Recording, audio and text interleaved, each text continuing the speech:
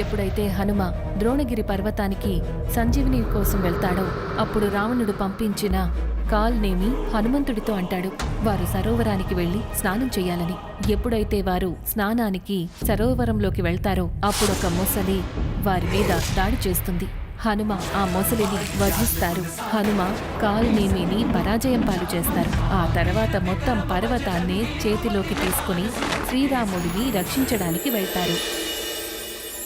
వినండి, త్రేతాయుగానికి చెందింది బ్రహ్మదేవుడు, దేవతల రాజైన ఇంద్రుడు, అగ్ని, వాయు, అలాగే సమస్త దేవతలు, సప్త ఋషులు, అలాగే భూదేవి అందరూ కలిసి వైకుంఠ లోకానికి యతించారు.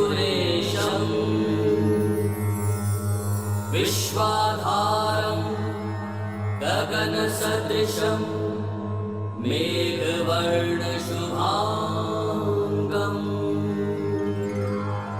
లక్ష్మీకాంతం కమలనయనం యోగిభిర్ధ్యానగమ్యం వందే శృణుం భవభయహరం సర్వలోకేకనాథం. దేవతలందరి స్వామి, శరణాగత రక్షక, మీకు జయము. హే కృపాళు, మీ లీల అద్భుతమైనది. దాని గురించి ఎవరికీ తెలియదు.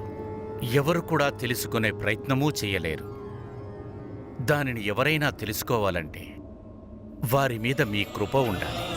మా మీద కృప చూపించండి. పాపాన్ని నాశనం చేసే నారాయణ, మా మొర ఆలకించండి ప్రభు. భూదేవి సహిత సమస్త దేవతలందరూ తమ మనస, వాచ, కర్మణ మీ శరణు వేడుటకు ఇక్కడికి విచ్చేశారు. హే అవినాశి, మాకు దర్శనమిచ్చి మాకు ఉపకారము చేయండి ప్రభు.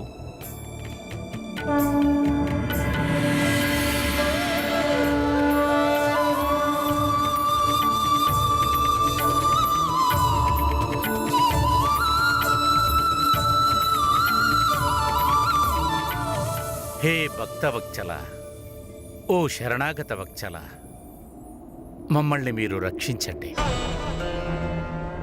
హే శ్రీపతి, మీరే నా పాలకులు, మీరే నా రక్షకులు నాథా. మీ ఆదేశానుసారం నేను మృత్యులోకంలో సమస్త జీవులకు ఆశ్రయమిస్తున్నాను. వారి భారాన్ని మోస్తున్నాను. అన్నిటినీ సహిస్తూ కూడా వారి ఆలనా పాలన చూస్తున్నాను. కానీ రాక్షసరాజైన రావణుడు నన్నెంత బాధ పెడుతున్నాడంటే దాన్ని నేను సహించలేకపోతున్నాను. తన బలం చూసుకుని మదమెక్కి రావణుడు ఆటంకాలని సృష్టిస్తున్నాడు. ఎవరైనా కొంచెం బలవంతులు అని అనుకుంటే వారిని ఆ ఉన్మాద రావణుడు యుద్ధం దేహి, యుద్ధం దేహి అంటూ యుద్ధానికి రెచ్చగొడుతున్నాడు ప్రభు. నిర్బలలు, శాంతిప్రియ జీవులు, వారిని కూడా కారణం లేకుండా విసిగిస్తున్నాడు. రావణుడు అతని రాక్షసులు ఋషులను యజ్ఞం చేయనివ్వడం లేదు, మునులను తపస్సు చెయ్యనివ్వడం లేదు. తన మనోరంజనం కోసం నిర్దోష జీవులను హత్య చేస్తున్నాడు. భూమండలం అంతటిలో రావణుడు స్త్రీలను అపహరించి వారి పట్ల అత్యాచారం చేస్తున్నాడు. ఏ స్త్రీ కూడా ఎక్కడా సురక్షితంగా లేదు. హే ప్రభు, అతని అత్యాచారాన్ని చూసి నా తల్లి హృదయం పగిలిపోతోంది. ఇక నేనిది భరించలేను ప్రభు. నాకు ఈ రాక్షసుడి నుంచి విముక్తి కలిగించండి. హే విష్ణుదేవా, ఆ రావణుడు మా దేవతలను కూడా నిరంతరం ఇబ్బంది పెడుతున్నాడు. మా దేవతలం ప్రకృతి నియమాలను రక్షిస్తూ వస్తున్నాం. మా కారణంగా ఏ తత్వానికి ఎటువంటి భంగం కలగదు. కానీ రావణుడు మేము సనాతన నియమాలను ఛేదించే విధంగా చేస్తున్నాడు. అతను భయపెడుతుంటే మేము ఏమీ చేయలేకపోతున్నాం.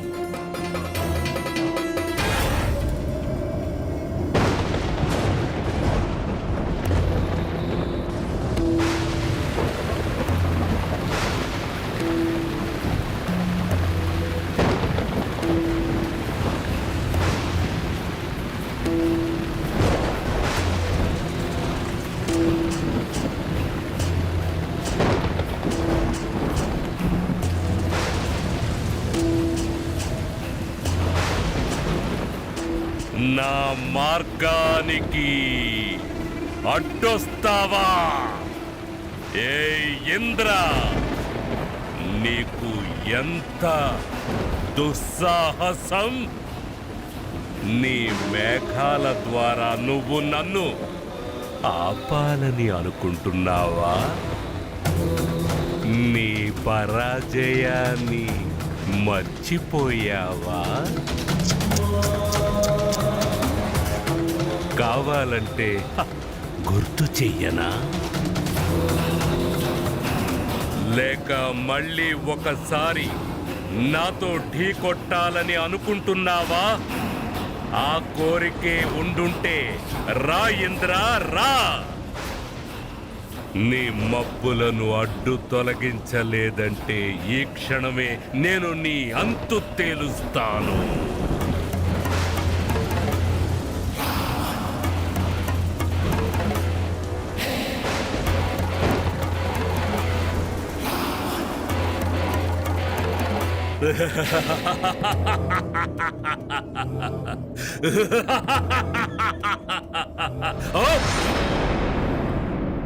చాలా మంచిది, చాలా మంచి పని చేశావు ఇంద్ర. నువ్వు త్వరగా అర్థం చేసుకున్నావు. నాతో స్నేహం చెయ్యడమే నీకు మంచిదని.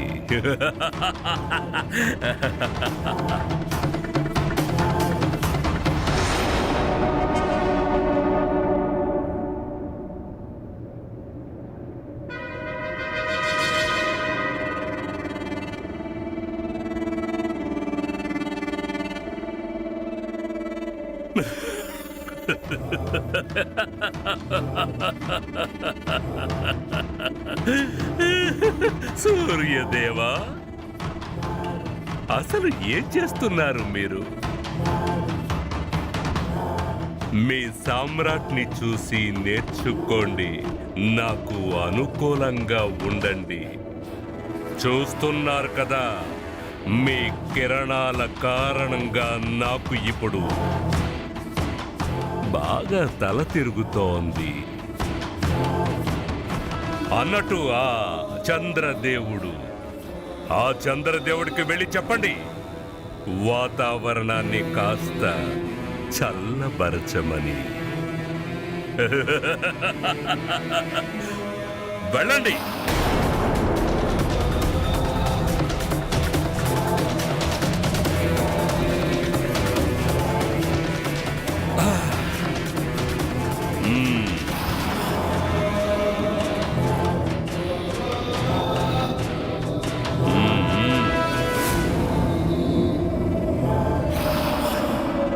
హే ప్రభు, రావణుడి అత్యాచారాల వల్ల మా రక్షణ సామర్థ్యం మీలోనే ఉంది. మీరు సమస్త జీవాల అంతరాత్మ. మా అందరిలో ఏదైతే శక్తి ఉందో అది మీ వల్లనే ఉంది. మేము మీ శరణులో ఉన్నాం. హే ప్రభు, త్వరగా మమ్మల్ని ఉద్ధరించండి శ్రీపతి, లేకపోతే ఈ వ్యవస్థ మొత్తం నాశనమవుతుంది. జగత్పిత బ్రహ్మదేవుని వరాన్ని పొంది రావణుడు అహంకారపూరితుడయ్యాడు. ఈ సమయంలో ఈ సృష్టిలో అతన్ని అణిచివేయగల శక్తి ఎవరి వద్దనూ లేదు.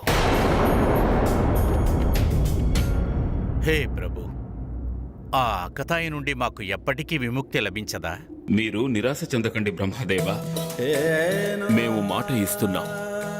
ఎప్పుడైతే గోమాత, విప్రజనం, సకల సముదాయానికి, దేవతలకు విపత్తు సంభవిస్తుందో, అలాగే అవిశ్వాసం, అనాచారం, అధర్మం హెచ్చుమీరిపోతుందో, ధర్మానికి హాని వాటిల్లుతుందో, అదేవిధంగా ఎప్పుడు భక్తులు మమ్ము అపహసించి మా భక్తిని మూఢనమ్మకమని భావిస్తారో అప్పుడు మేము సజ్జనుల రక్షణార్థం, దుర్జనుల వినాశనార్థం యజ్ఞయాగాల వైదిక మర్యాద, అలాగే ధర్మస్థాపనకు మేము అవతరిస్తాం. మా ఈ ప్రతిజ్ఞ అచలమైనది. భక్తుల రక్షణార్థం మేము అవశ్యం అవతరిస్తాం. శ్రీ మహావిష్ణువుకి, శ్రీ మహావిష్ణువుకి, శ్రీ మహావిష్ణువుకి.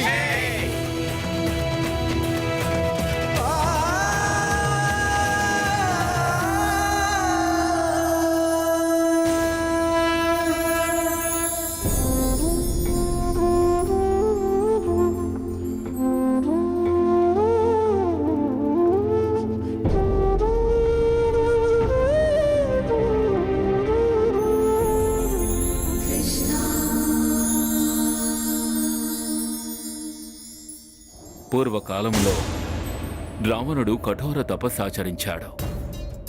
ఆ బ్రహ్మదేవుణ్ణి వరం కోరుకున్నాడు. తనని దేవతలు, దైత్యులు, గరుడ, నాగ, యక్షాదులు ఎవ్వరూ సంహరించకూడదని. కానీ ఆ సమయంలో అతడు మానవుల ప్రస్తావన తేలేదు. అలాగే తిరస్కారంతో చెప్పాడు, మానవులు అతడి దృష్టిలో ఎంతో చులకన అని. అహంకారమే ఎల్లప్పుడూ పతనానికి కారణమవుతుంది. రావణుని పతనానికి కారణం కూడా ఆ అహంకారమే అవుతుంది. ఎందుకంటే త్వరలోనే మేము మానవ రూపంలో అవతరించి దుష్టుడైన రావణుణ్ణి వధిస్తాము.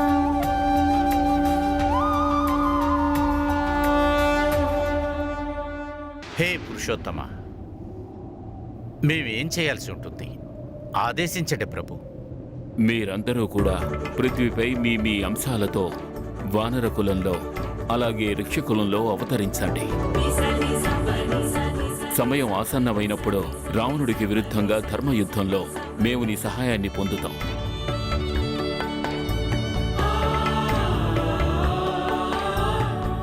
మీరు సమస్త జగత్తుకు పాలకులు. ఈ ధరణి, ఈ సమస్త బ్రహ్మాండము మీ నుంచి పుట్టుకొచ్చింది. ప్రళయకాలంలో దానిని మీలో లీనం చేసుకుంటారు. హే ప్రభు, రావణుడి నాశనం కోసం మీ ఒక్క కటాక్షమే సరిపోతుంది. అయినా మీకు మా సాయం కావాలా? హే ప్రభు, మమ్మల్ని ఆశీర్వదించండి. మేము మీ లీలకు ముక్తులమయ్యి అహంకారానికి గురి కాకూడదు.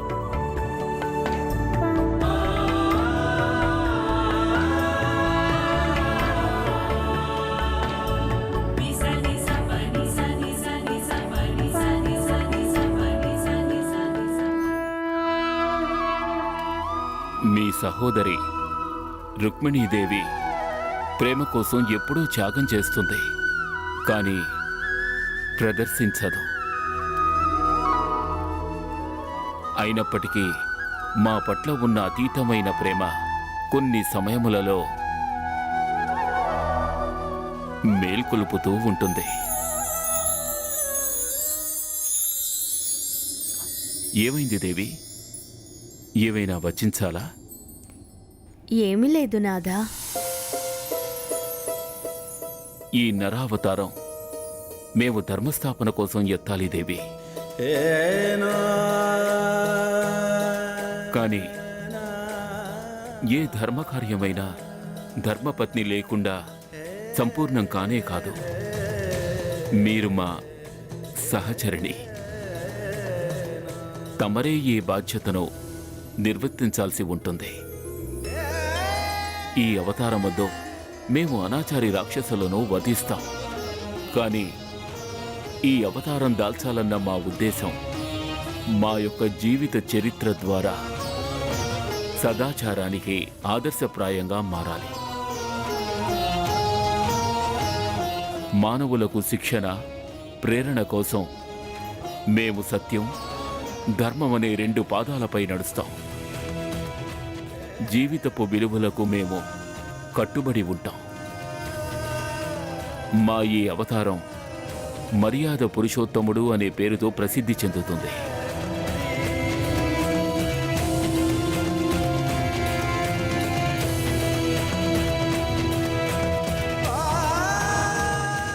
ఓం నమః శివాయ.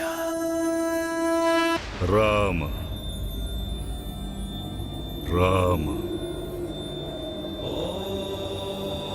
రామ రామ రామ రామ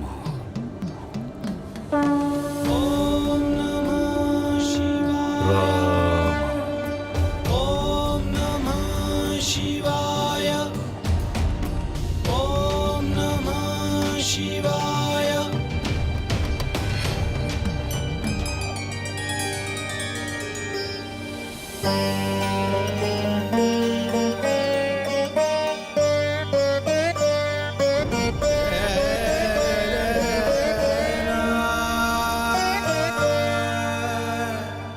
మీరు ఎవరి పేరును జపిస్తున్నారు మహాదేవా?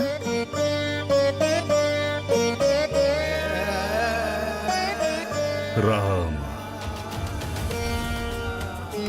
నా రామ రామా? ఈ పేరులో ఎంతో ప్రశాంతత ఉంది. అనాది కాలం నుండి ఈ పేరు ఈ జగత్తుది. అప్పటి నుండి సిద్ధ సరళ మంత్రమైంది. అదెలా మహాదేవా? ఓం నమో నారాయణ మంత్రం నుండి బీజాక్షరం రా. అలాగే ఓం నమ శివాయ మంత్రం నుండి బీజాక్షరం మాని కలిపితే ఈ రామ మంత్రం రచించబడుతుంది. ఈ అమూల్యమైన మంత్రంలో భగవానుడు విష్ణువు కళ్యాణం యొక్క కార్యశక్తితో పాటు నా శక్తి కూడా ఉంటుంది. ఈ మంత్రం సర్వమంగళ కార్యం, మోక్ష కార్యం, అన్ని ప్రాణుల కళ్యాణానికి రామబాణ ఔషధం. మీ లీల అపారమైనది పరమేశ్వరా. మీరు ఉగ్రరూప ధారణ చేస్తే ముల్లోకాలు వణికిపోతాయి. అదే ప్రేమలో నిమగ్నమైతే ఇలా చూసేవాళ్లకి కూడా ఆనందమయంగా ఉంటుంది. నా మనసులో ఏదైతే ఆనందం నిండిందో త్వరలోనే అది మొత్తం భూమండలానికి విస్తరిస్తుంది. అదెలా మహాదేవా? ఎందుకంటే మీ పరమ రహస్యమయమైన సోదరుడు మహావిష్ణువు మానవ రూపంలో జన్మించబోతున్నారు. ఈ అద్భుతమైన అవతారంలో వారి పేరు అవుతుంది శ్రీరామ.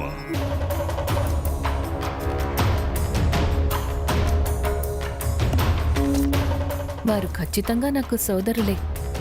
కానీ మీ ప్రేమ సమర్పణ సమక్షంలో నా ప్రేమ అసలు ఎక్కడా కనపడదు.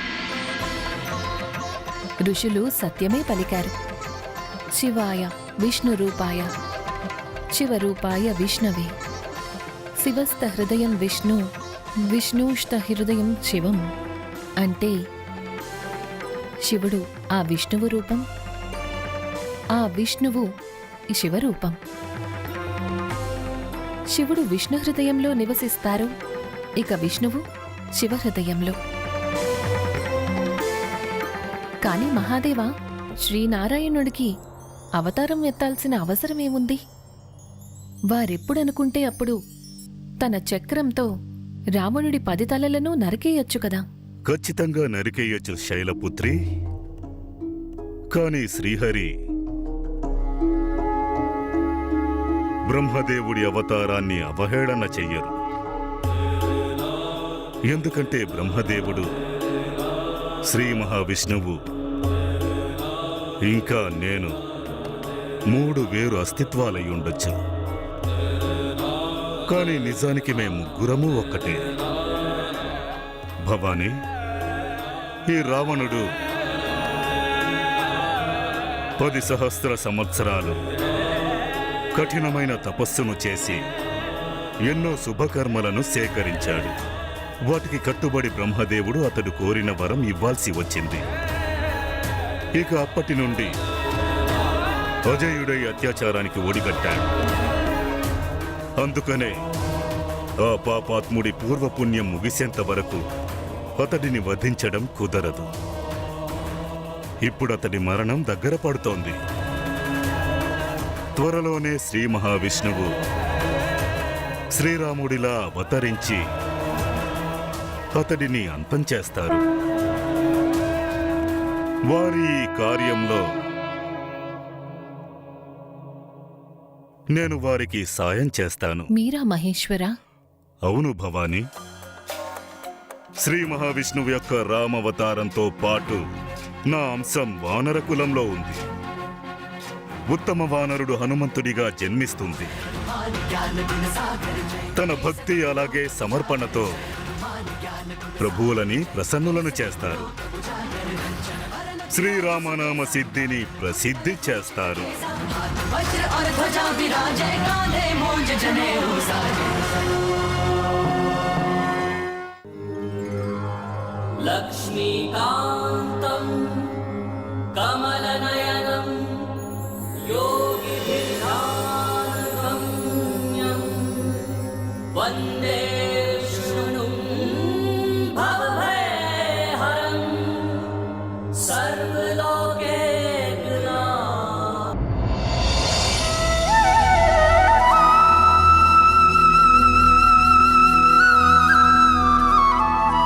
कर्म प्रधान विश्व करियाता जो जिस करई సో తస్పల్ జాతా.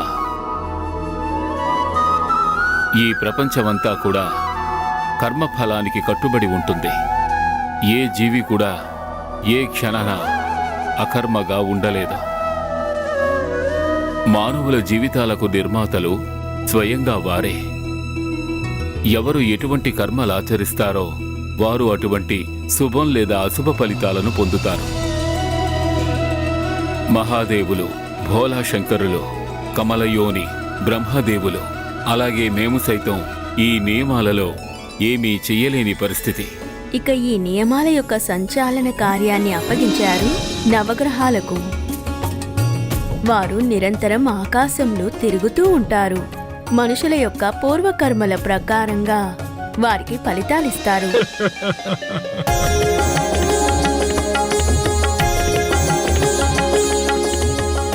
ప్రభు, దేని గురించి మీరు ఇంతగా ఆలోచిస్తున్నారు? మాకు కూడా వివరించండి. నవగ్రహములలో ఓ గ్రహం ఉంది, శనిగ్రహం.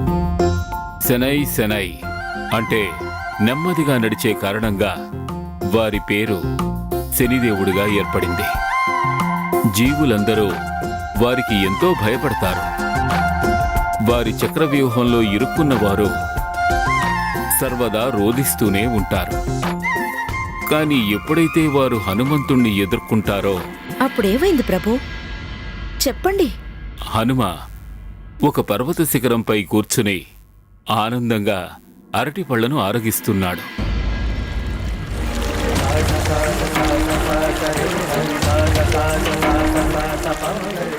అప్పుడే నెమ్మదిగా ఒక స్వరం వారి ధ్యానాన్ని భంగపరిచింది. కేసరి నందన,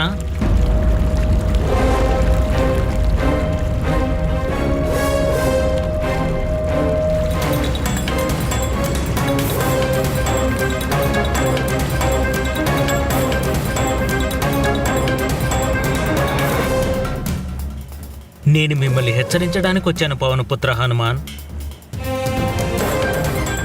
నేటి నుండి 7.5 సంవత్సరముల పాటు మీ పైన నా ప్రభావ కాలం ఆరంభమవుతుంది. మీరు అప్రమత్తంగా ఉండండి. నేను మీ శరీరంలో ప్రవేశిస్తున్నాను. నేను మీకు నమస్కరిస్తున్నాను సూర్యపుత్ర శనీశ్వర. కానీ మీరు నాలోకి ప్రవేశించడం సాధ్యం కాదు. అయితే నా సామర్థ్యం మీద మీకు సందేహం ఉందా బజరంగబలి? మీరు అన్ని విధాలుగా సామర్థ్యులే శనీశ్వర మహారాజా. కానీ నా మనసులో మరొకరు ఉండడం వల్ల రిక్తస్థానం అనేదే లేదు. అటువంటప్పుడు నేను మీకు స్థానం ఎలా ఇవ్వగలను? నా తనువు, మనసు, జీవితం అన్నిటిలోనూ ఆ ప్రభువులైన శ్రీరాములే ఉన్నారు. బహుశా మీకు తెలియదనుకుంటాను, నా ప్రకోపం నుండి మనుషులే కాదు, దేవుళ్ళు, దైత్యులు కూడా తప్పించుకోలేరు. 7.5 ఏళ్లలో మొదటి 2.5 ఏళ్లు నేను జీవి కాళ్లలో ఉండి దారిని తప్పిస్తాను.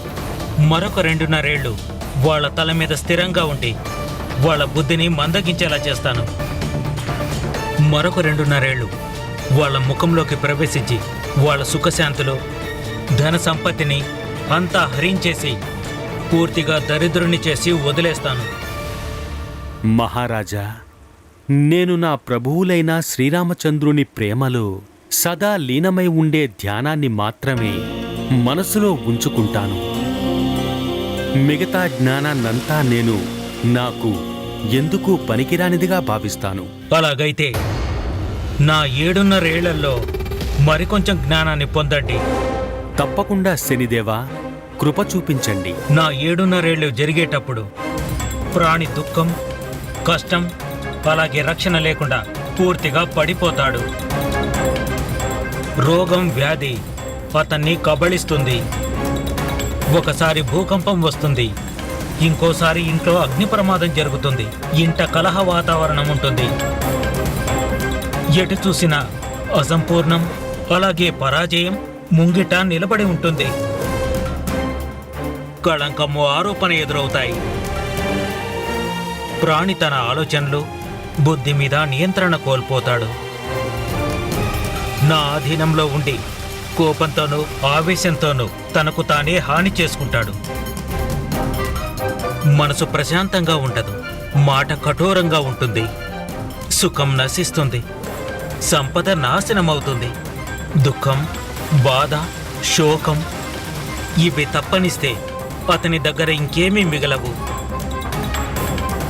అప్రమత్తం హనుమాన్, మీ ఏలిన నాటి శని ఈ క్షణమే ఆరంభమైంది. మీరు మీ నిర్ణయాన్ని మార్చుకోకపోతే, అలాగే మీరు శ్రీరాముడి ఈ తుచ్చ భక్తుడితో పెట్టుకుంటే మీకు నేను స్వాగతం పలుకుతున్నాను శనీశ్వర. మీ నియమం ఏదైతే ఉందో దానిని మీరు పాటించండి. అలాగే నేనేం చేయాలో అది తప్పకుండా చేస్తాను. మీకు బాధ కలిగించడంలో నాకు ఆసక్తి లేదు హనుమాన్, కానీ కాల విధానంలో నాకు ఇదే అప్పగించబడింది. నా కార్యాన్ని నేను చేయకుండా అడ్డుకోవడం ఇంతవరకు ఎవరికీ సాధ్యం కాలేదు.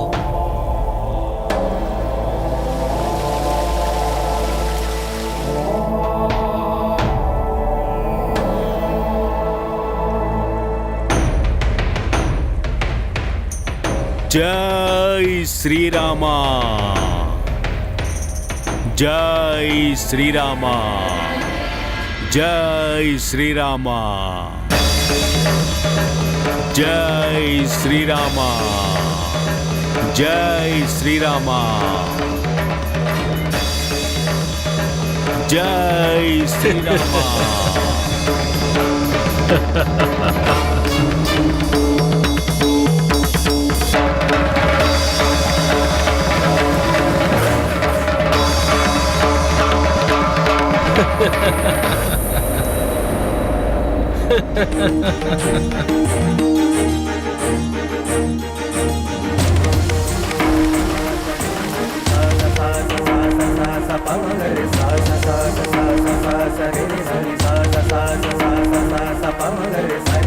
జై శ్రీరామ.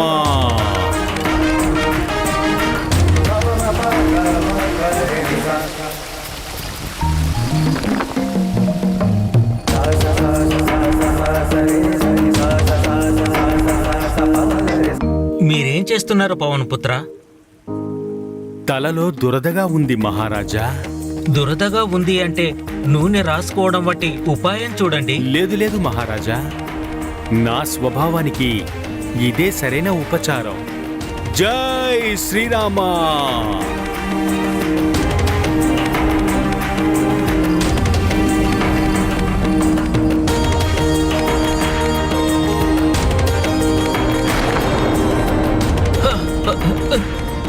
హే మారుతినందన, ఈ బండరాల బరువుని నేను మోయలేకపోతున్నాను.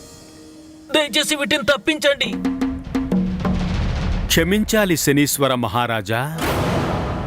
ఎలాగైతే మీరు కాల విధానానికి బందీగా ఉన్నారో అలాగే నేను నా స్వభావానికి బందీని. జై శ్రీరామ.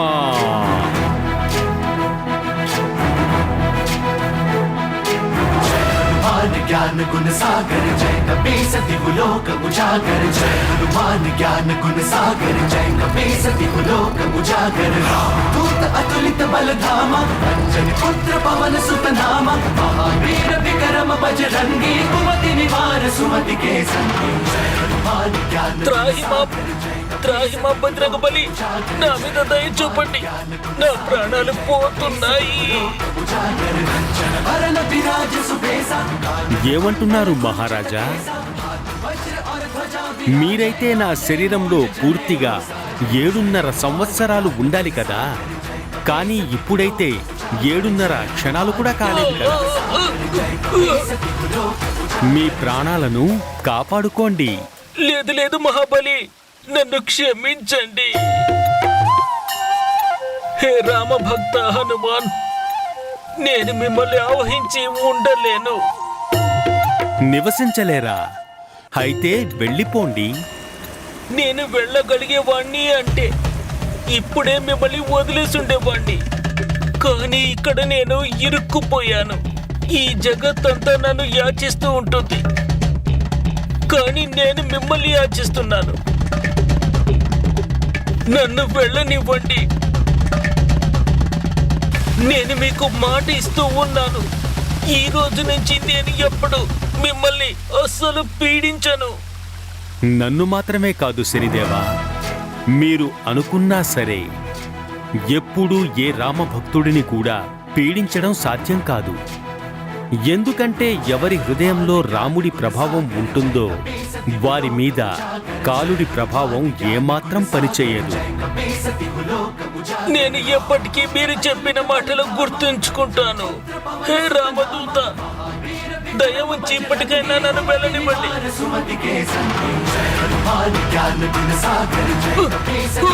జై శ్రీరామ.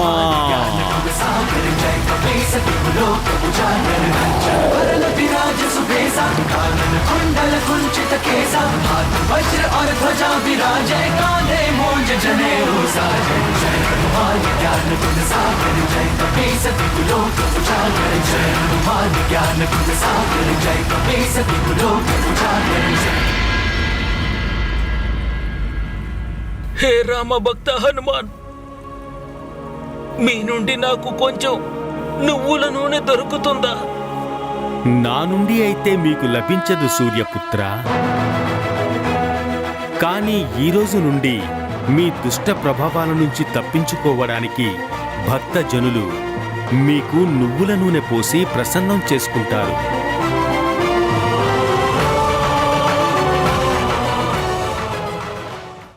తక్షణమే శనిదేవులు వారితో సంధి చేసుకున్నారు.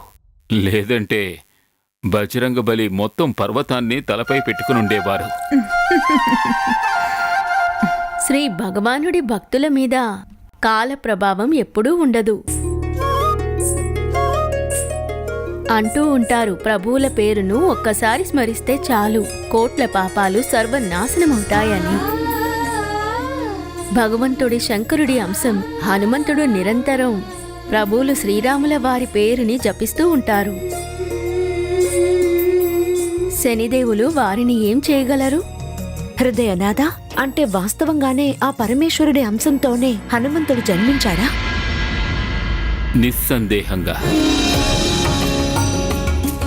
రామభక్త హనుమ పరమేశ్వరుని యొక్క అంశ. మా పట్ల వారికున్న అమితమైన ప్రేమ అది. అందుచేతనే వారు మా సేవకుని రూపాన్ని ధరించారు. లేని ఎడల కాళేశ్వరుడైన శంకర భగవానుడు అందరికీ స్వామి కదా. మాకు పరమ ఆరాధ్యులు. ఇక మేము వారిని జపిస్తూ ఉంటాం. కానీ కమలనయన, ఆ పరమేశ్వరుడి అంశాన్ని ఎవరు ఉద్ధరిస్తారు?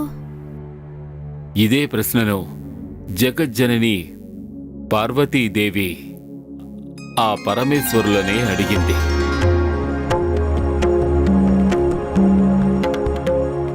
ఇప్పుడు మీరు చెప్పండి, పరమేశ్వరులు దానికి ఏం సమాధానం ఇచ్చుంటారు? సర్వలోకంలో ఒక అప్సర ఉంది. ఆమె పేరు పుంజిగస్థల. స్వర్గలోకపు అప్సరా?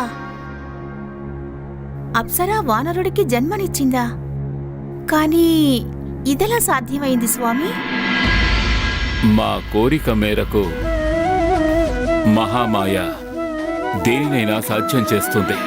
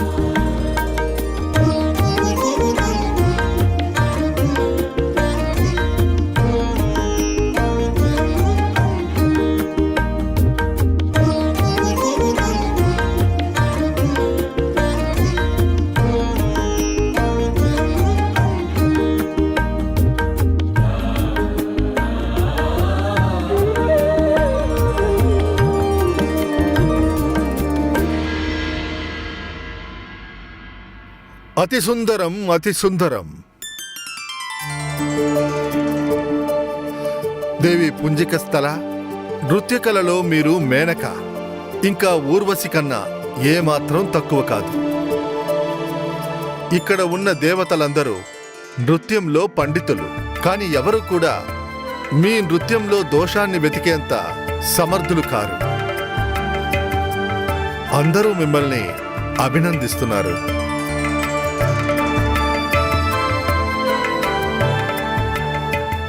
ఆమె నృత్యంలాగానే పుంజిత స్థల చరిత్ర కూడా ఎంతో అద్భుతమైంది. దేవరాజు ఇంద్రుని యొక్క స్వర్గం భోగ విలాసాలకు పుట్టినిల్లు అయినను అక్కడ ఉన్నను ఆ అప్సర భగవానుడు శంకరునికి నిత్య ఉపాసకురాలు.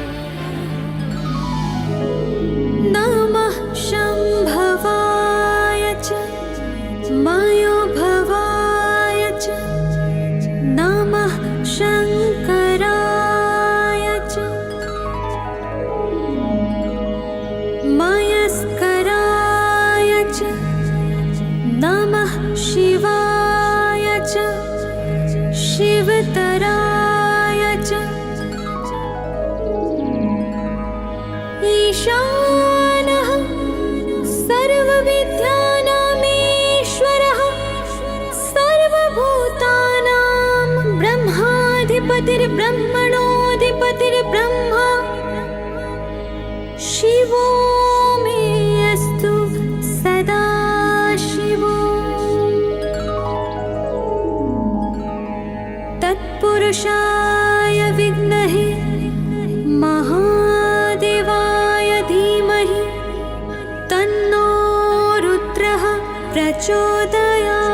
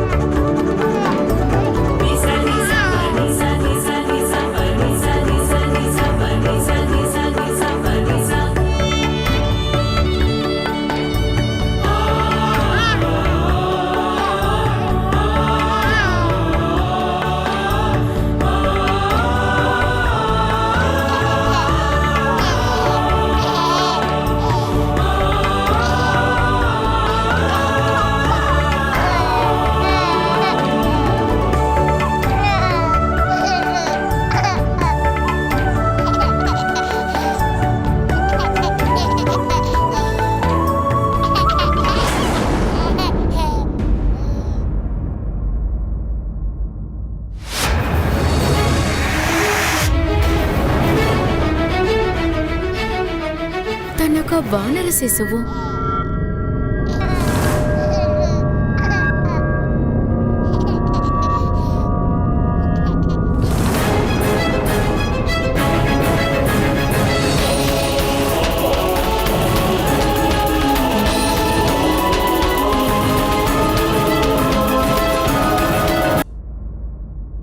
అదేం కలనాథా? అంటే ఆ శిశుడు హనుమంతుడా? కానీ మురళీ మనోహర, స్వర్గలోకపు అప్సర వానరుడికెలా జన్మనిస్తుంది? ఆమె పేరైతే పుంజితాస్థల కదా స్వామి. కానీ హనుమంతుడి తల్లినైతే అంజనాదేవి అని అంటారుగా. పుంజిత స్థల స్వప్నంలో తన భవిష్యత్తుని చూస్తుంది. ఆమె పవనపుత్రుడు హనుమంతుడికి తల్లిగా మారడానికి అంజనా నామక వానర రూపంలో జన్మించాల్సి ఉంటుంది, ఒక శాపం కారణంగా. కానీ పుంజికాస్థలైతే పరమేశ్వరుడికి భక్తురాలు కదా, ఆమె శాపానికి ఎలా గురవుతుంది? ఇంతకీ ఆమెకు ఆ శాపాన్ని ఎవరిచ్చారు? అసలెందుకు? ఈ జగతినందున సౌభాగ్యం లేదా దౌర్భాగ్యం, శాపం లేదా వరం ఏది అకారణంగా జరగదు. పుంజిత స్థలకు ఓ గొప్ప బాధ్యత అప్పగించడం జరిగింది.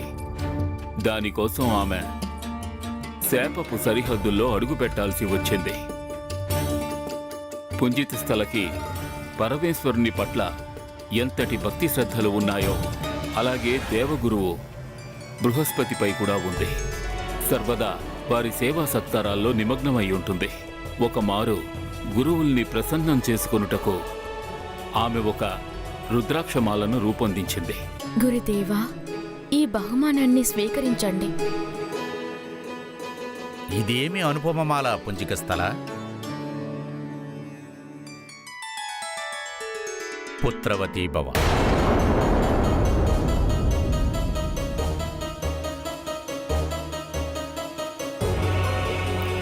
గురుదేవా, మీరసలు ఎందుకిలా ఆశీర్వదించారు? నాకే ఆశ్చర్యంగా ఉంది పుత్రి. నా నోటి నుండి అటువంటి మాట ఎందుకు వచ్చిందో తెలియదు. ఖచ్చితంగా ఇది ఆ అమ్మవారి దయవల్లే జరిగింది. కానీ గురుదేవా, నేనొక అప్సరసను. అప్సరసలు ఎప్పటికీ తల్లి కాలేరు. అది నాకు తెలియదు. నా నోటి నుండి ఈ ఆశీర్వాదం ఎందుకు వచ్చిందో తెలియదు. కానీ ఇది అసంభవం కాదు. నువ్వు భగవాన్ శంకరుడు జగజ్జనని ఆ పార్వతీదేవి ఆశీర్వాదంతో ఒక పుత్రుడికి తల్లివవుతావు. నీ పుత్రుడు పరమజ్ఞాని, మహాబలి, సర్వగుణ సంపన్నుడు, అజయుడు, అమరుడు కూడా అవుతాడు.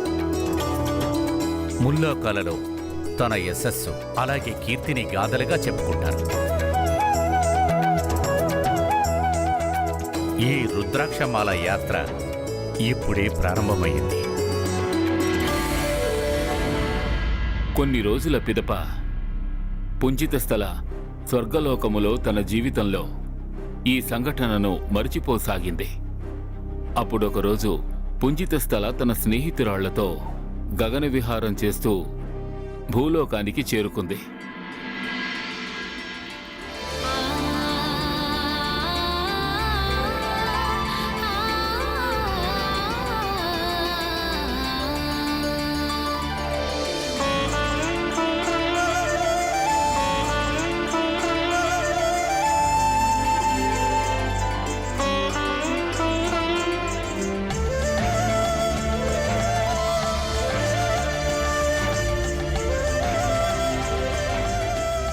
ప్రపంచమంతా స్వర్గంలోని ఐశ్వర్యాన్ని ఇంకా విలాసాన్ని చూస్తుంది.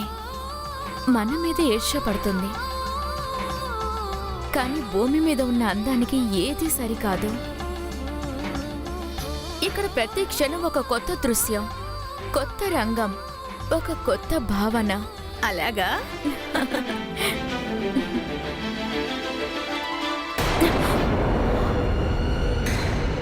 అరే, ఏం జరిగింది? ఈ విమానం ఎందుకు ఆగిపోయింది?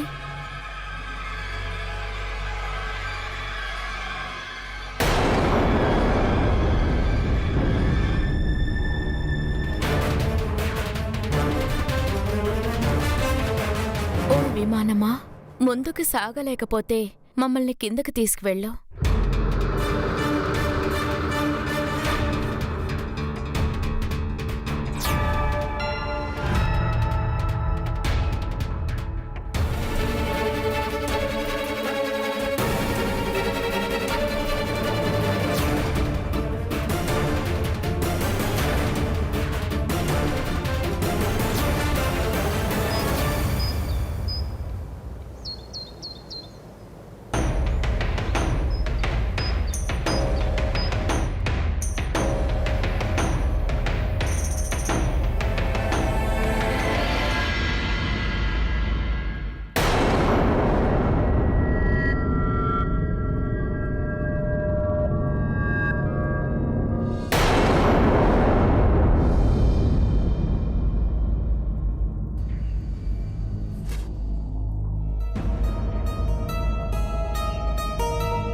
ఎక్కడికి వెళ్తున్నావు?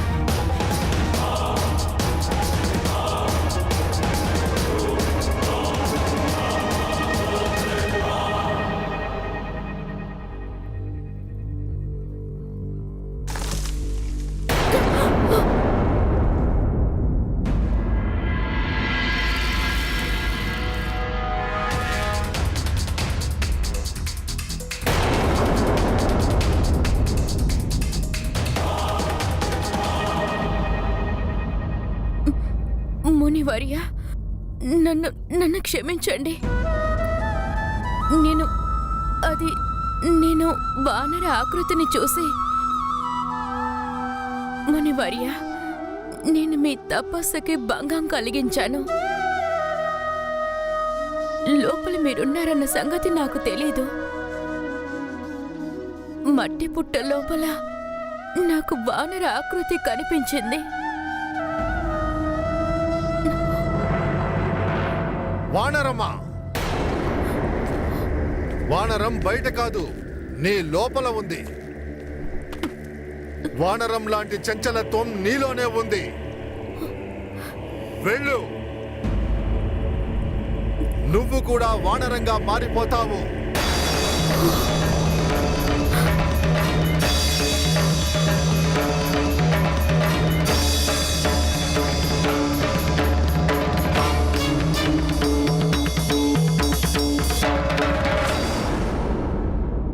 కానీ ప్రభు, పుంజికస్థల చాలా శాంత స్వభావురాలు కదా. తన మనసులో ఆ చంచలత్వం ఎలా ఉత్పన్నమైంది? చంచలత్వం రాలేదు. పుంజిత స్థల యొక్క మనసు చంచలంగా మార్చబడింది. ఎవరు మార్చారు ప్రభు? మా యోగమాయ. దానిని అందరూ మహామాయ లేదా పరాశక్తి అని కూడా పిలుస్తారు. కానీ యోగమాయాల ఎందుకు చేసింది ప్రాణనాథ? ఎప్పుడైతే ఈ ప్రపంచానికి మా ప్రమేయం అవసరమవుతుందో అప్పుడు యోగమాయ మానవుల యొక్క మనసును విచలితం చేస్తుంది. మత్స్యగంధను వీక్షించి ఒకవేళ మహర్షి పరాశంధుని మనసు విచలితం కాకుండా ఉంటే వేదవ్యాస మహర్షి ఏ విధంగా జన్మించేవారు? ఒకవేళ వేదవ్యాస మహర్షి ఆ విధంగా జన్మించకుంటే ఆ తర్వాత ద్వాపర యుగంలో వేదాలను ఉద్ధరించి వాటిని ఎవరు విభజిస్తారు? మహాభారతం అలాగే శ్రీమద్ భగవద్గీతను ఎవరు రచిస్తారు? అది కూడా మా యొక్క అవతారమే. అదేవిధంగా మాతా కైకేయి ఆమె శ్రీరాముడిని భరతునితో సమానంగానే ప్రేమించింది. ఆమె మనసు విచలితం కాకుండా ఉండుంటే శ్రీరాముడు వనవాసానికి ఎందుకు వెళతాడు? అలా శ్రీరాముడు వనవాసానికి వెళ్లకుంటే సీతాపహరణం జరిగేది కాదు, ఆ రావణుని వధ కూడా సంభవించేది కాదు. అందుకే హనుమంతుని జననానికి ఏర్పాట్లు గావించేందుకు ఆ పరాశక్తే దేవగురు బృహస్పతి నోటి నుండి పుత్రవతి భవ అని ఆశీర్వదింపజేశారు. అలాగే తపస్సాచరించే మునువర్యుల నోటి నుండి అటువంటి శాపం తగిలింది. మునివర్య, నన్ను క్షమించండి. ఇన్ని సంవత్సరాలు మౌనంగా ఉన్న తరువాత నా నోటి నుండి ఏదైతే మాటొచ్చిందో అది అబద్ధమయ్యే అవకాశం లేదు. నేను తలుచుకున్నా అది వెనక్కి తీసుకోలేను. ఇందులో నీ దోషమూ లేదు, నా దోషమూ లేదు. భగవంతుడి ప్రేరణతోనే ఇలా జరిగింది. నువ్వు శోకించకు పుత్రి. నువ్వు ఆ భగవంతుడు పరమేశ్వరుడి అంశకి జన్మనివ్వాలి.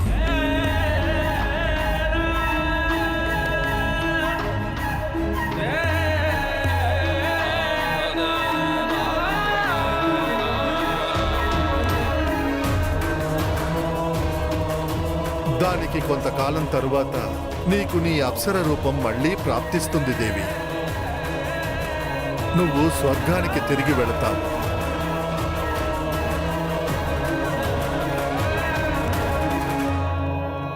సరైనదే కదా.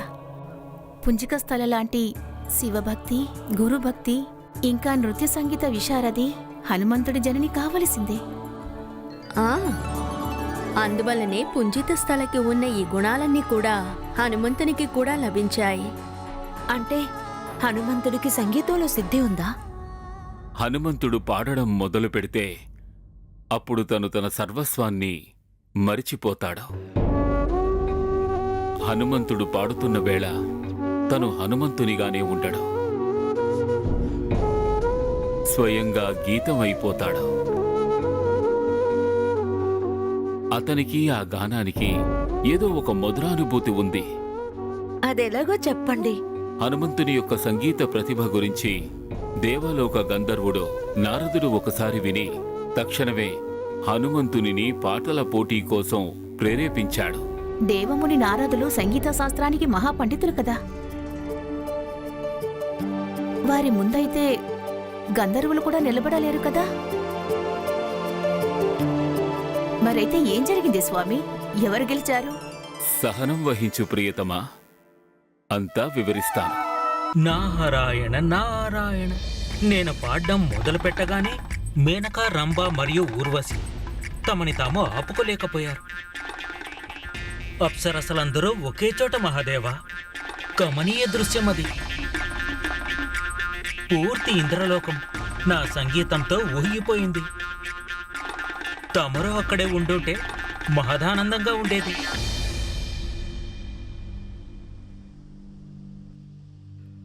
ఆ భోగ విలాసాల ప్రపంచంలో నాలాంటి బైరాగికి ఏం పని నారదా? అదృష్టవశాత్తు మీరిక్కడికొచ్చారు. ఇవాళ కైలాసాన్ని మీ స్వరంతో నింపితే ఎలా ఉంటుంది?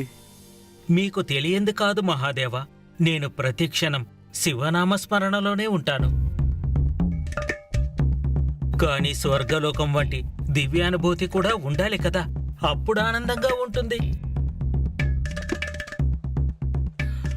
అదే నిజమైతే రామదూత హనుమని పిలిపిస్తాను. మీలాగే వారు కూడా భగవంతునికి అనన్య భక్తులు. అలాగే ఎంత ఉత్తమమైన సంగీతకారుడు. హనుమాన్ సంగీతకారుడా? అతను ఏదో కాస్త చిన్న చిన్న పాటలు పాడుకుంటాడు. అంతకు మించి గొప్పగా లేదు ఏమీ నారదా, బజరంగ బలి చాలా గొప్ప విద్వాంసుడు. తను పాడినప్పుడు ఎవరైనా సరే ప్రభావితులు కావాల్సిందే. మీరు వారిని గొప్ప గాయకుడనుకుంటున్నారా? నాతో పాటి వారు పాడగలుగుతారా? అయితే ఆయన్ని పిలిపించండి. ఈరోజు కైలాసంలో నాకు వారికి మధ్య పోటీ జరుగుతుంది. తప్పకుండా దేవర్షి.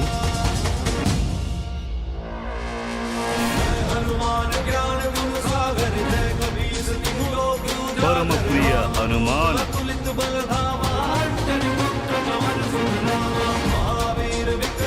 జై శ్రీరామ.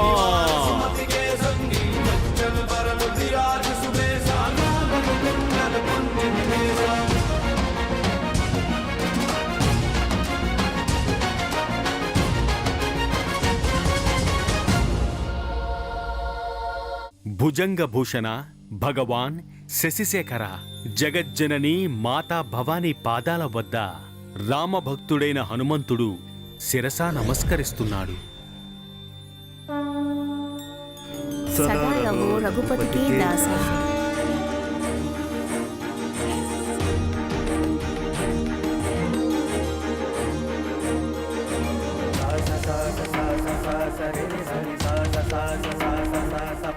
ప్రణామాలు మునివర్య.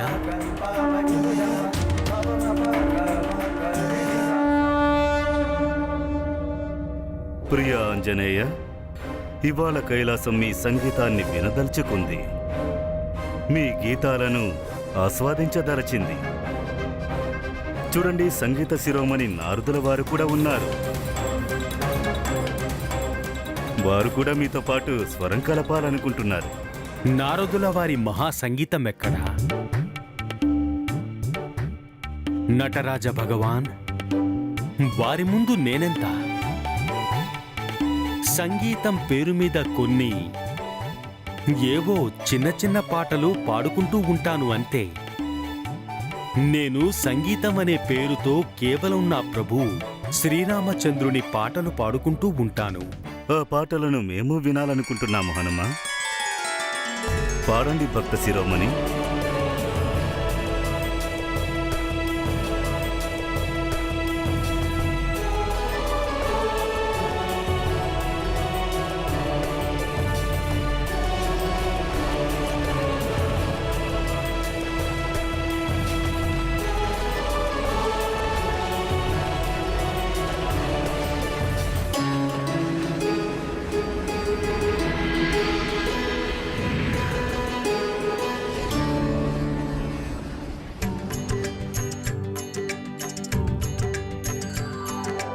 राम राम जय राजा राम, राम राम जय सीताराम। दशरथ नंदन राजा राम, असुर निकंदन सीताराम। राम राम जय राजा राम, रघुपति राघव राजा राम। राम राम जय राजा राम, राम राम जय सीताराम। राम राम जय राजा राम, राम राम जय सीताराम। दशरथ नंदन राजा राम, असुर निकंदन सीताराम।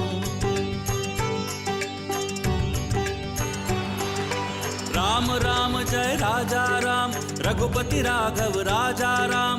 राम राम जय राजा राम, राम राम जय सीताराम।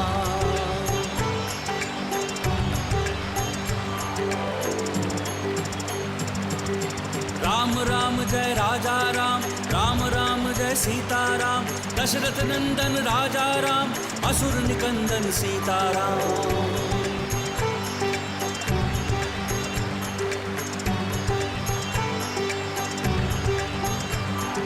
राम राम जय राजा राम, रघुपति राघव राजा राम।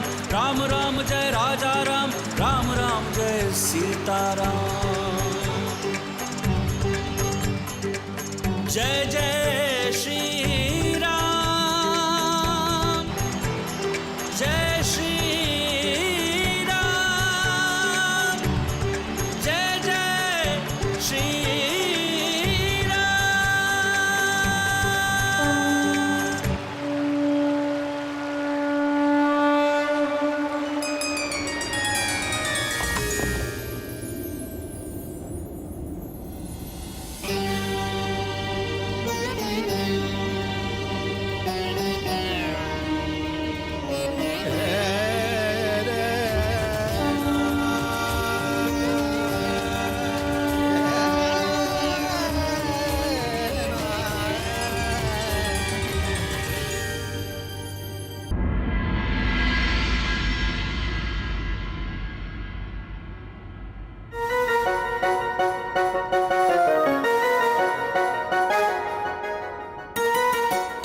హనుమాన్, నన్ను ఇక్కడి నుంచి బయటికి తీసుకురా హనుమాన్.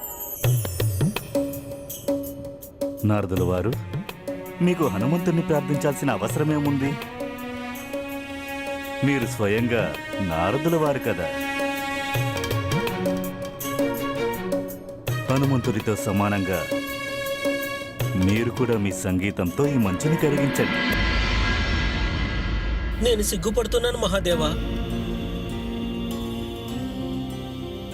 దేవతలు అప్సరల పైన నా సంగీత ప్రభావంతో నాకు అహంకారం కలిగింది.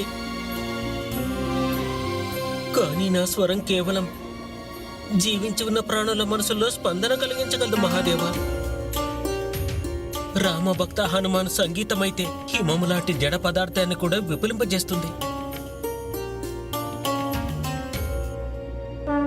వాటికి చెవులే కాదు, హృదయం కూడా ఉండదు.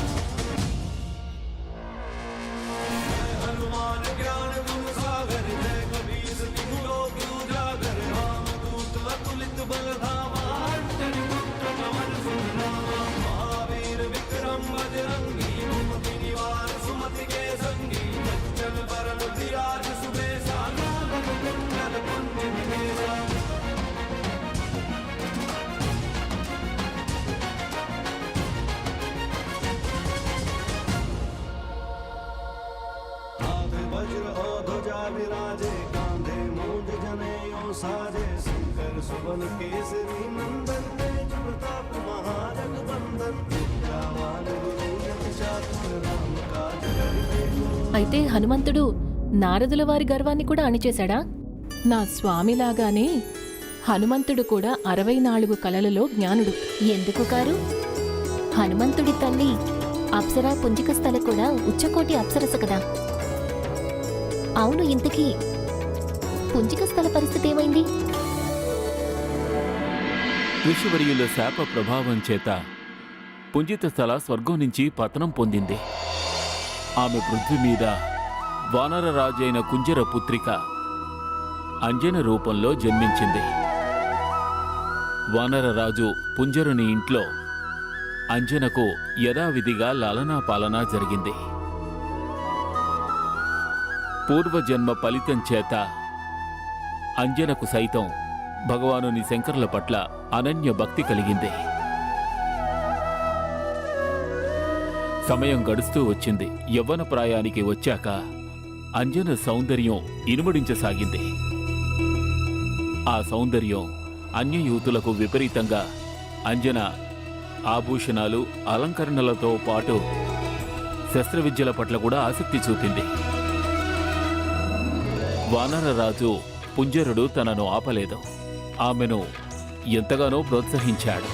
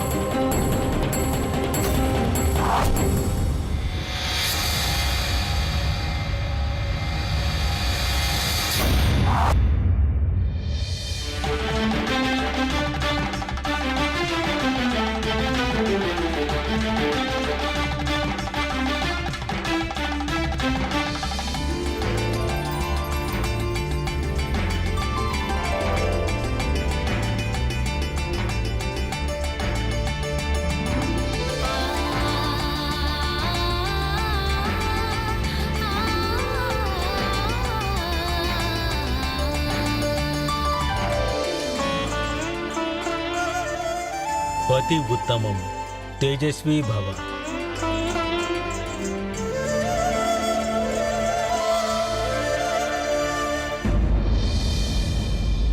బాగా ఆలోచించి పుంజిత స్థలను హనుమంతునికి తల్లిగా ఎంపిక చేశారు.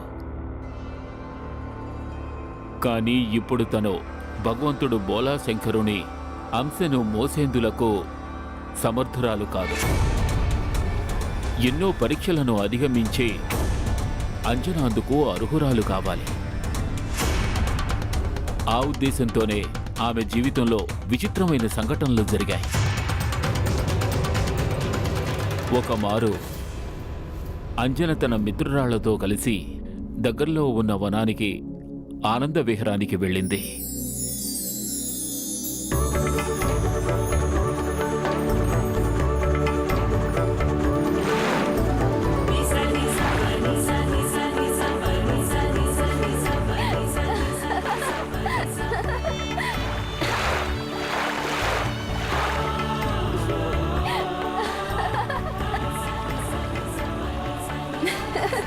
చూసావా అంజనా, ఎంత శీతల జలమో, చాలా ఆనందంగా ఉంది. నువ్వు రా.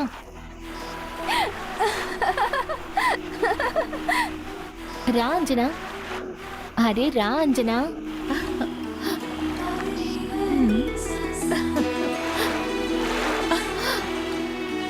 అరేరే, ఏం చేస్తున్నావు?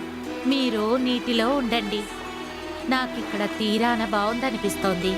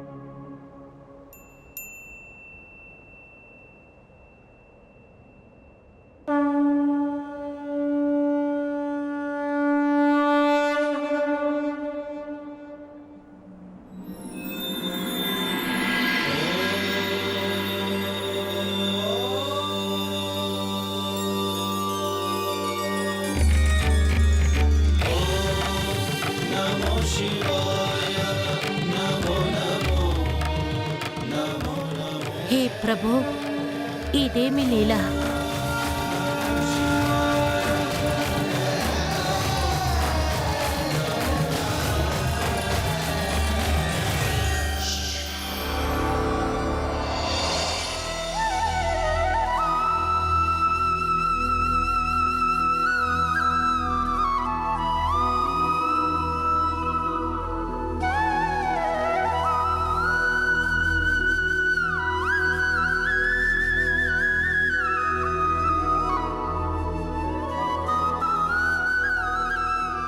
మీరు మమ్మల్ని విసిగిస్తున్నారు మురళీధర.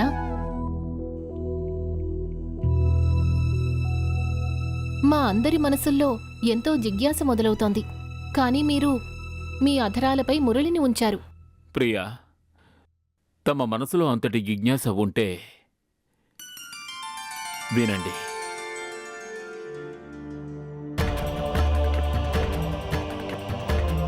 మహాదేవుని అంశ జననానికి ముందే అంజనకు మార్గదర్శకం మొదలుపెట్టారు.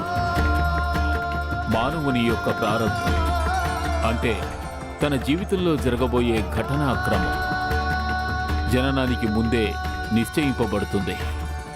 కావాలన్నా వద్దన్నా ప్రతి ప్రాణి తన ప్రారంధం వైపు లాగబడతాడు.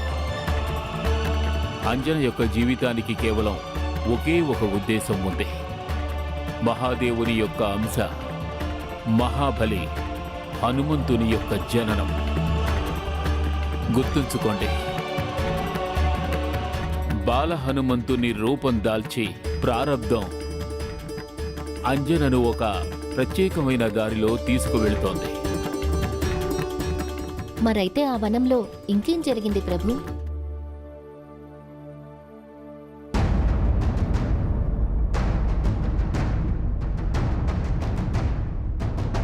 అక్కడ జరిగిన సంఘటన ఎంతో భయంకరమైంది, అలాగే రోమాంచితమైనది.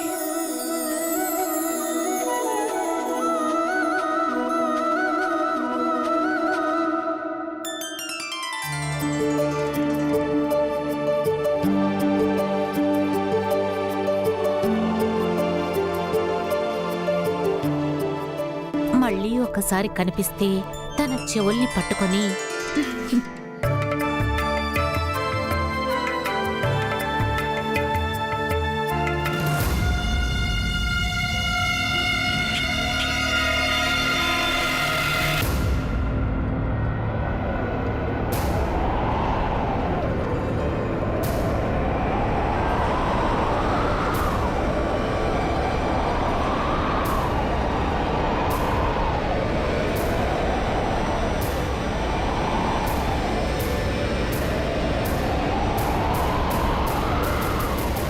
హే భూతపతి భగవాన్ రుద్ర, హే మాతా రుద్రాణి, నన్ను రక్షించండి.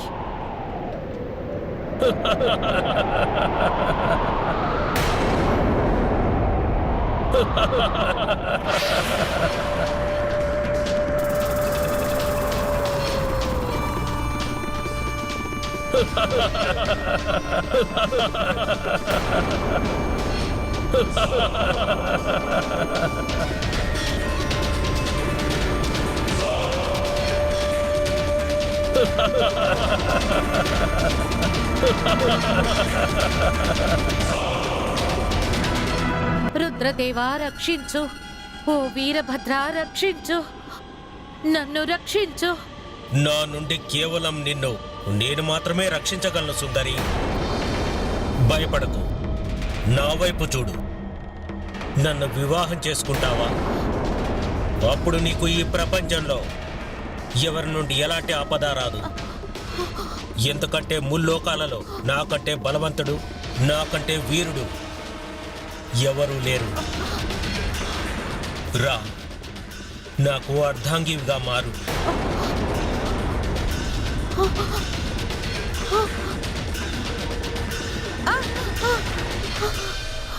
నన్ను కాదని ఎక్కడికి పారిపోతావు?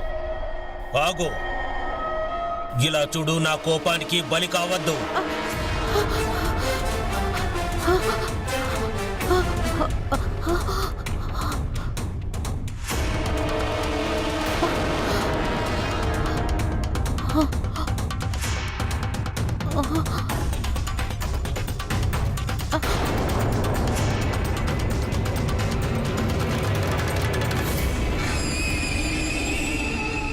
నా నుండి ఎలా తప్పించుకుంటావు?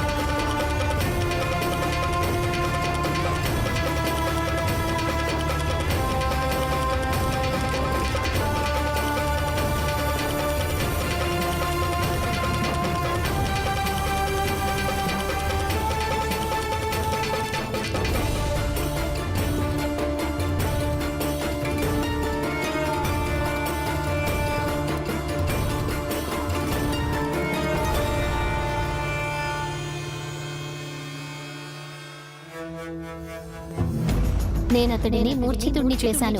మీరు బయలుదేరండి. ఉత్తరం వైపు సరళమైన మార్గం ఉంది.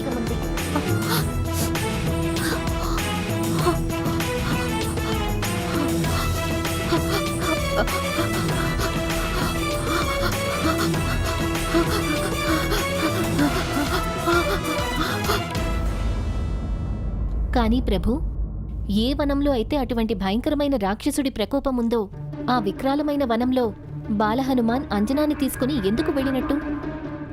అవును నాథా, ఆ తర్వాత స్వయంగా తల్లిని రక్షించారు కూడా.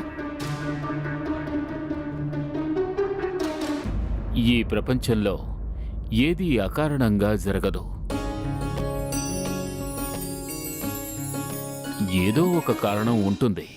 సరే, మీరు చెప్పాలని అనుకోకపోతే చెప్పకండి.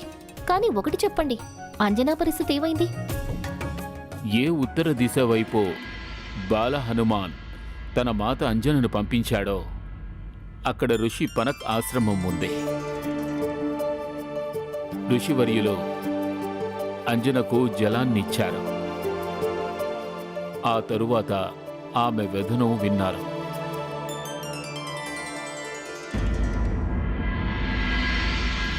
శమ్మసాధనుడి ఉత్పాదన వలన ఇక్కడ ప్రాణులందరూ పీడితులే.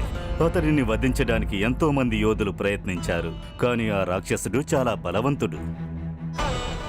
అందరూ కూడా నరభక్షకుడికి ఆహారమయ్యారు. ఇప్పుడు కేవలం ఒక్కటే ఆశ మిగులుంది.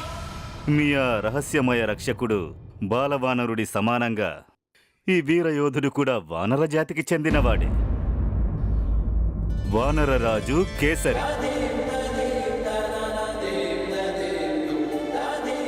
ఇప్పుడు అతని విజయమే మన రక్షణ.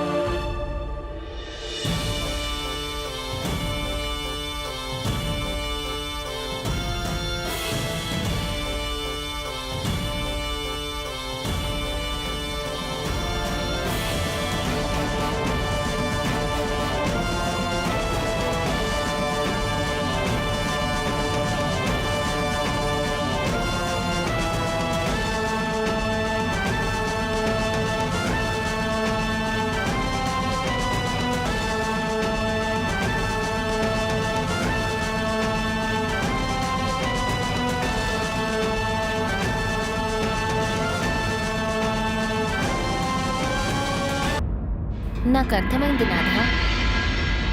ఏమర్థమైంది? ఏముంది? బాలహనుమాన్ దొంగాట ఆడటానికి కారణమేంటి అని. తన ఉద్దేశ్యం ఏమిటంటే తనకి కాబోయే తల్లిదండ్రులు అంజన కేసరిని కలపడమే. నేను చెప్పింది నిజమే కదా స్వామి? అవును ప్రియా, ఈ లీల అంతయు బాలహనుమంతుని రూపంలో భగవానులు శంకరులే చేశారు.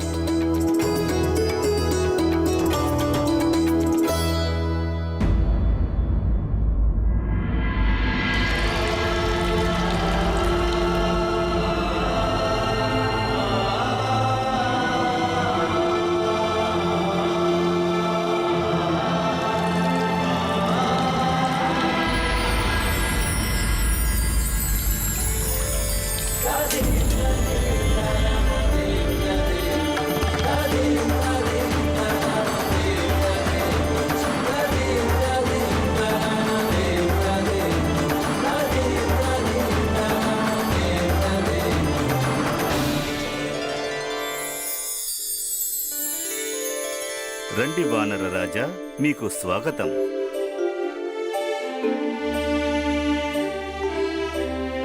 అమ్మా అంజనా,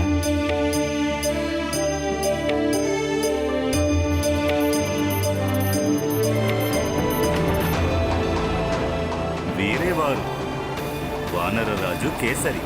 వీరి గురించే నీతో మాట్లాడాను.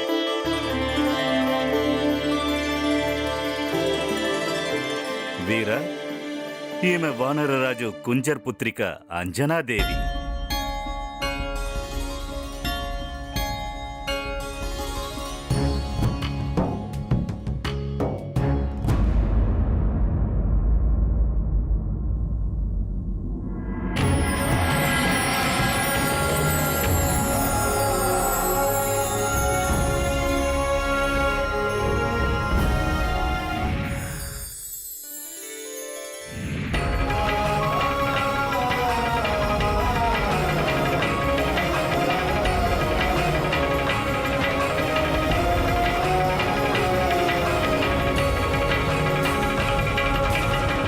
పుంజిక స్థల ఏ మాలను దేవగురు బృహస్పతికి సమర్పించిందో అది కేసరి వద్దకు ఎలా చేరింది?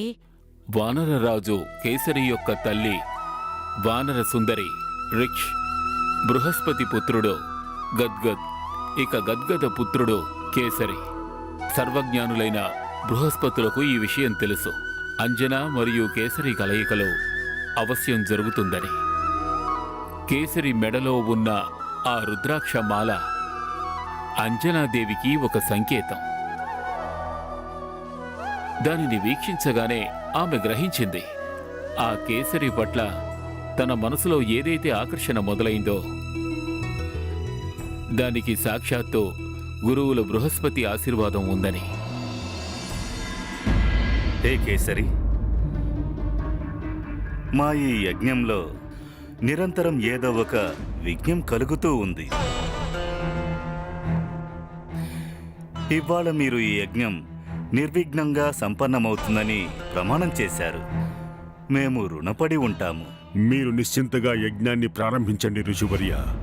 ఇవాళ ఏ విధమైన విఘ్నము కలుగదు.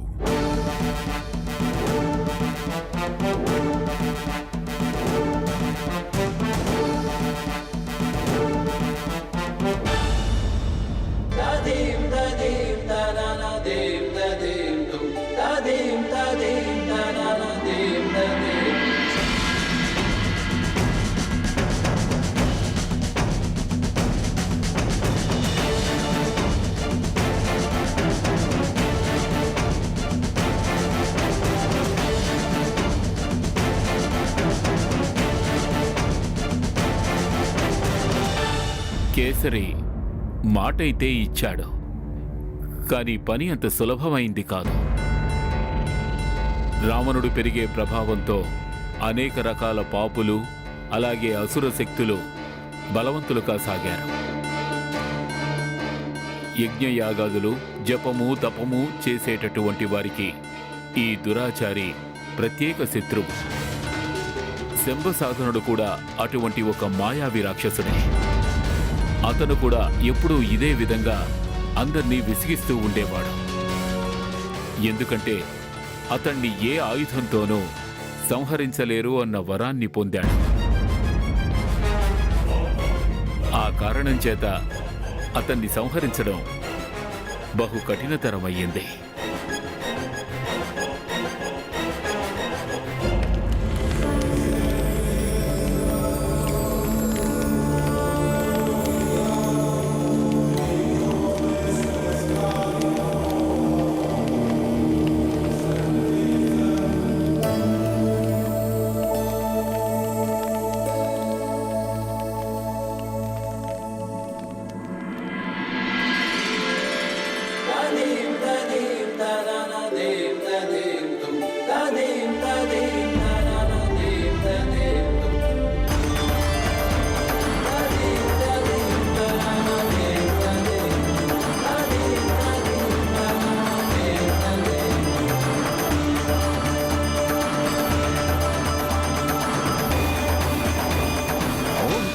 नमः स्वाहा स्वाहा ओम नारायणाय नमः स्वाहा स्वाहा ओम माधवाय नमः स्वाहा स्वाहा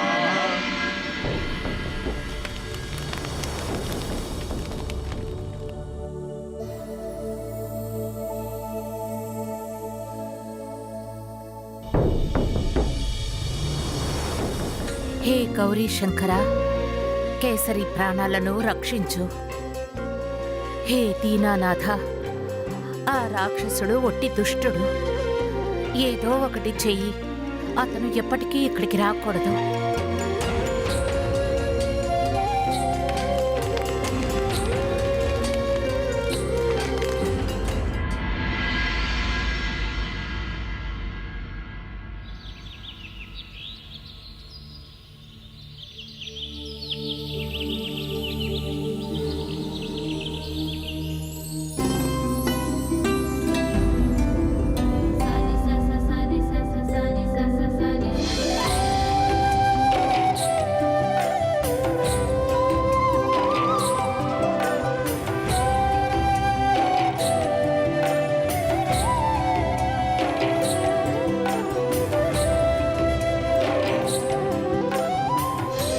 హే ఈశ్వరా, నేను ఈ రణములో సంబసదుణ్ణి గెలిచే శక్తిని నాకు ప్రసాదించు. అలాగే సుందరి అంజనా హృదయాన్ని కూడా గెలుచుకోవాలి.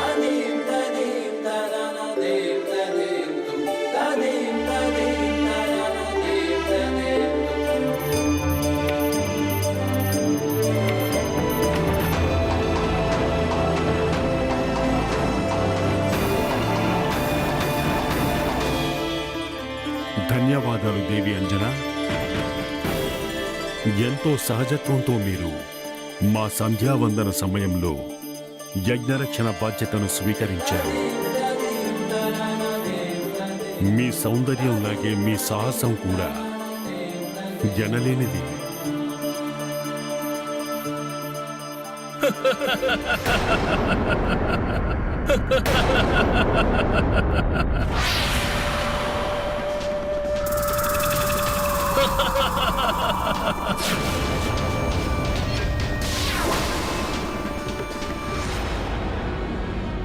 భయపడకండి దేవి అంజనా, మీరు నా రక్షణలో ఉన్నారు.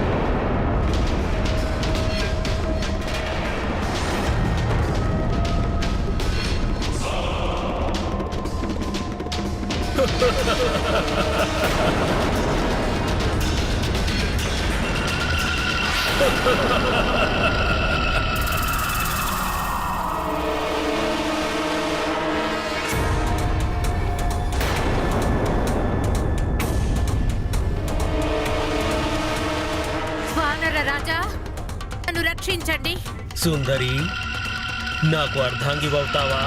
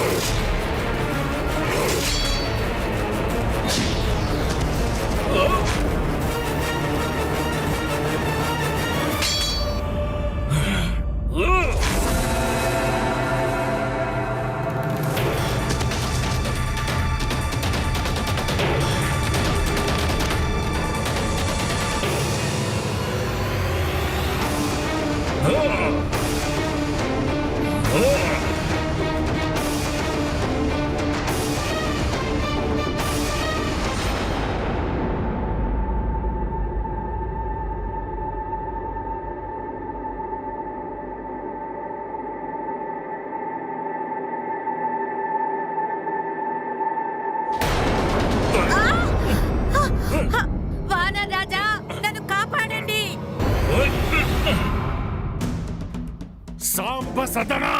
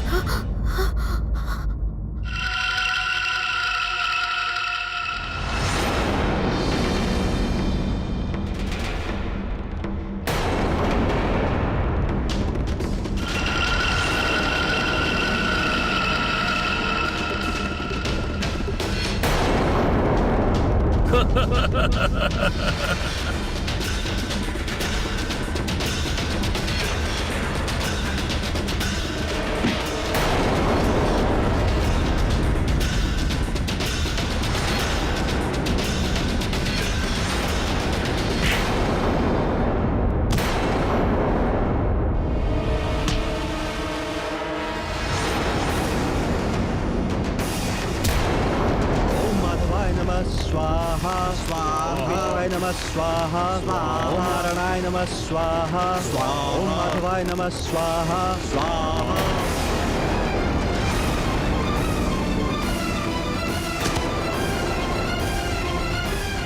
హే మహాదేవా, హే ఉమాకాంత, ఆశుతోష, రక్షించు.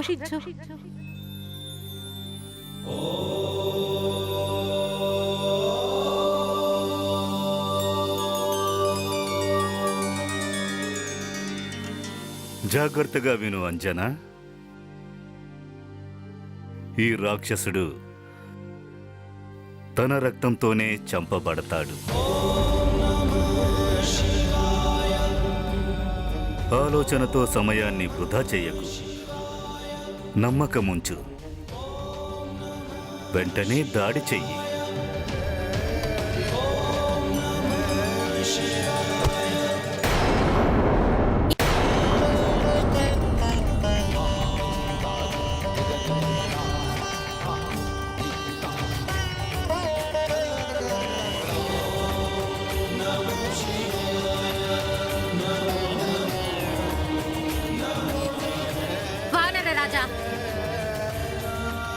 ఈ రాక్షసుడు కేవలం తన రక్తంతోనే మరణిస్తాడు.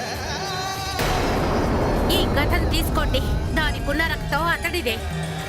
చంపండి, ఈ రాక్షసుడిని వధించండి.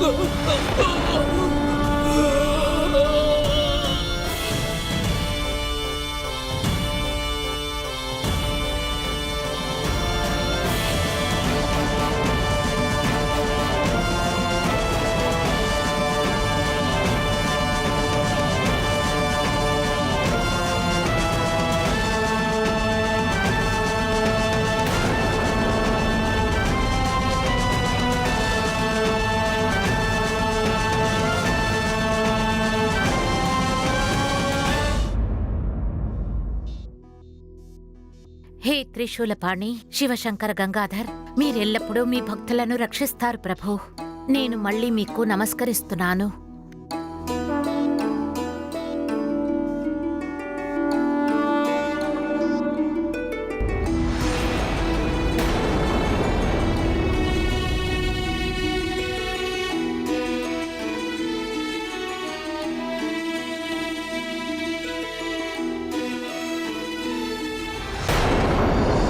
భక్తులు ప్రేమతో తమ ఇష్టదైవాన్ని పిలిచినప్పుడు ఆ దైవం ఆ మొర వినాల్సిందే. ఒకవేళ ఆ ఇష్టదైవం స్వయం భగవానుడు బోలాశంకరుడైతే ఇక చెప్పడానికేముంటుంది.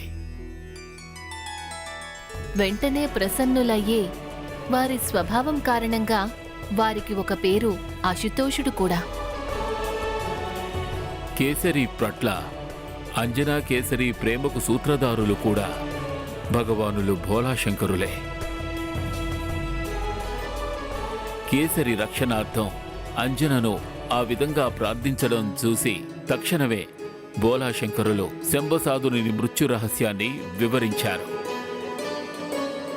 అలాగైతే ఆ ఘటన తర్వాత కేసరి అంజనను మరింతగా ప్రేమించి ఉంటారు కదా? నిస్సందేహంగా. తమలాగే వారు కూడా తమ ప్రేమను దక్కించుకోవడానికి అధీరులయ్యారు ప్రియా. ఋషివర్యులు అంజనా ఇంకా కేసరి ప్రేమకు సాక్షులు. వారు అంజనాదేవి తండ్రైన వానరరాజు పుంజరిని ముందు వారి వివాహ ప్రస్తావనను ఉంచారు. తరువాత ఒక శుభముహూర్తాన వైదిక రీతిలో కేసరి అంజనను పాణిగ్రహణం చేసుకున్నారు. ఆ మంగళ వాయిద్యాల మధ్య సమస్త లోకాలు ఆనందం, ఉత్సాహాలతో ఉల్లాసంలో మునిగిపోయాయి.